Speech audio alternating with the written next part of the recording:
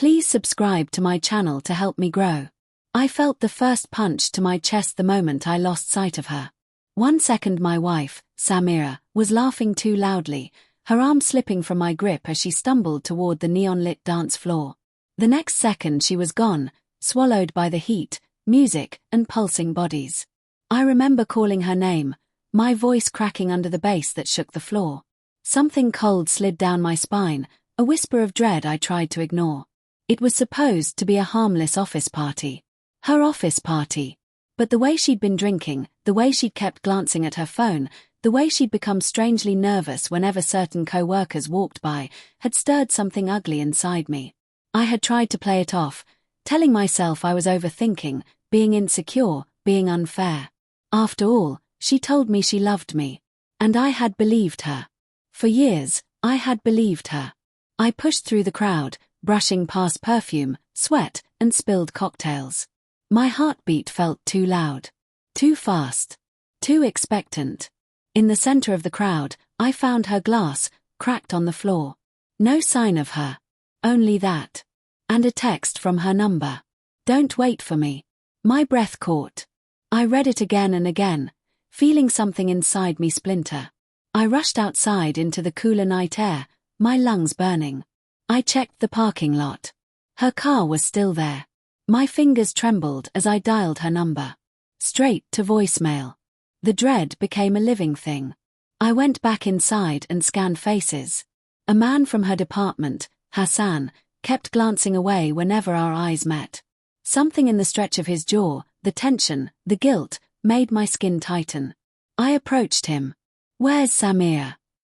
His lips parted, his tongue darting out to wet them, a tell I'd seen on him before during a poker game at a company retreat. "She left," he said too quickly. "Maybe she took a cab." "She didn't call a cab," I replied. "And she didn't leave in her car." He exhaled softly, then turned his head as if listening for something. My stomach twisted. He knew something. I pushed harder. "What aren't you saying?" He hesitated just long enough to confirm everything I feared. "Look, maybe check the storeroom down the east hall. She sometimes stepped out for air there earlier." He wouldn't look at me. My feet felt numb as I moved toward the dim hallway at the back of the venue. The music dampened. My heartbeat didn't. When I opened the storeroom door, the world narrowed to a tunnel. Samir, bracing herself against a table. Her eyes glassy. Her lipstick smeared. Her hair disheveled.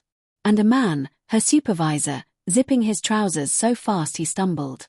My breath left me in a shattered, silent scream. "Ali, wait," she whispered, her voice thick with alcohol and shame. "It's not what it looks like." But it was. It was exactly what it looked like. The supervisor tried to speak, but I didn't hear him.